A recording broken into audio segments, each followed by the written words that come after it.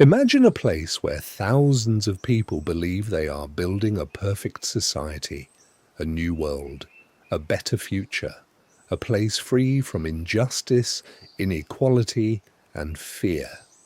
For many, it sounded like hope, a chance to start over, a chance to build something better than the world they left behind. But this story does not end the way anyone expected. It becomes one of the most studied examples of group psychology, influence, and belief in modern history. And the most important question is not what happened at the end. The most important question is how people arrived there in the first place. How does a vision of hope slowly transform into something completely different? This is the story of Jonestown, a story about belief, trust, and human vulnerability. To understand Jonestown, we first need to understand the man behind it, Jim Jones. He was a charismatic preacher who began his public work in the United States during the 1950s and 1960s. At that time, America was going through major social change, civil rights movements, political tension, economic inequality. Many people were searching for meaning, belonging, and justice. Jim Jones spoke directly to those emotions. He spoke about equality, racial integration, and building a fair society where everyone would be treated with dignity. To many people, especially those who felt ignored by mainstream society, his message felt powerful. It felt personal. It felt real. And this emotional connection is important to understand, because influence rarely begins with control. It begins with trust. At first, Jones was seen as a reformer, someone trying to help communities that were often overlooked. But as his following grew, so did his influence over people's daily lives and decisions. Jim Jones founded an organization called People's Temple. In the beginning, it functioned like a community support movement. It offered food programs, social assistance, housing support, and community events. From the outside, it appeared positive, even progressive. People felt welcomed. They felt included. They felt like they were part of something meaningful. But over time, something began to shift. Loyalty to the organization slowly became loyalty to Jim Jones himself. His voice became central to decision-making. His approval became increasingly important.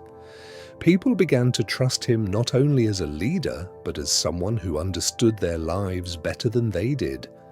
This is a key pattern in social influence.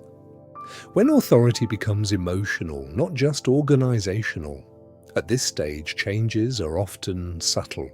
Rules become expectations, expectations become obligations, and questioning those expectations starts to feel uncomfortable. As time passed, Jim Jones began to express concern about the outside world. He described society as dangerous. He spoke about government pressure, media interference, and social hostility. To many followers, this reinforced a sense of unity, an idea that the group needed to protect itself. Then came a major turning point. The decision was made to relocate the community outside the United States. The destination was Guyana in South America. There, the group established a settlement deep in the jungle, a place that became known as Jonestown. Officially, it was described as a peaceful utopia, a self-sufficient community where members could build a better life. But in reality, the isolation had a powerful psychological effect. Distance from the outside world meant fewer external perspectives, fewer questions, fewer alternatives, and when information becomes limited, influence becomes stronger. Life in Jonestown was structured around collective living. Daily routines were shared. Work was organized communally, and leadership remained central to every major decision. In environments like this, social influence becomes amplified, because people rely heavily on the group for information, validation, and emotional stability. Over time, questioning leadership became increasingly difficult, not necessarily because it was forbidden, but because it felt socially risky. Jim Jones also held long group meetings where loyalty, discipline, and belief were reinforced. These sessions created emotional intensity and group pressure. Psychologists often describe this process as gradual dependency, not instant control, but slow psychological alignment over time. It is important to understand that this is not a simple story of good versus evil. It is a story about how group environments can shape perception, and how trust can evolve into dependence without people fully realizing it. By the late 1970s, concerns about the People's Temple community began to grow outside the settlement. Reports and investigations increased. Eventually, a delegation from the United States traveled to Jonestown. This group included journalists and a US congressman. Their visit created tension inside the community because it represented outside scrutiny, entering a highly isolated environment. At this stage, systems that rely on isolation often experience instability, because external perspectives challenge internal narratives. What followed was a period of extreme psychological pressure inside the settlement. This moment is widely recognized as the turning point in the history of Jonestown. Rather than focusing on graphic outcomes, it is more important to understand the underlying mechanisms. Fear increases under pressure. Trust becomes fragile. And decision-making becomes heavily influenced by group emotion. One of the most common questions about Jonestown is why people stayed, even as conditions became more difficult, even as doubts emerged. The answer is not simple. Human behavior in groups is deeply influenced by social bonds, emotional investment, and identity.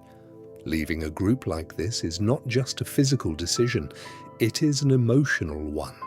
It means leaving behind friends, purpose, and belief systems that have become central to identity. Many people in Jonestown had spent years building their lives within the community. For them, leaving would not feel like escape. It would feel like loss. This is one of the most important psychological lessons from this story.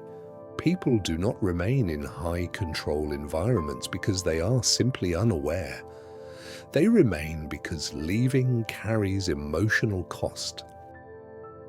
Jonestown is often remembered as a historical tragedy, but it is also a case study in human psychology and social behavior. It shows how influence can develop gradually, through trust, through belonging, through shared identity. Cults rarely begin as harmful systems. They begin as meaningful ideas, ideas that offer purpose, community, and hope. But when those ideas become isolated from external feedback, they can evolve in unexpected ways. This is why Jonestown continues to be studied today, not only as history, but as a lesson in how human belief systems work. If there is one lesson from Jonestown, it is this. People do not enter these systems simply because they are weak. They enter because they are searching for meaning and belonging. And that search is something deeply human. If you found this story interesting, consider subscribing for more documentary-style explorations of human behavior, history, and psychological mysteries.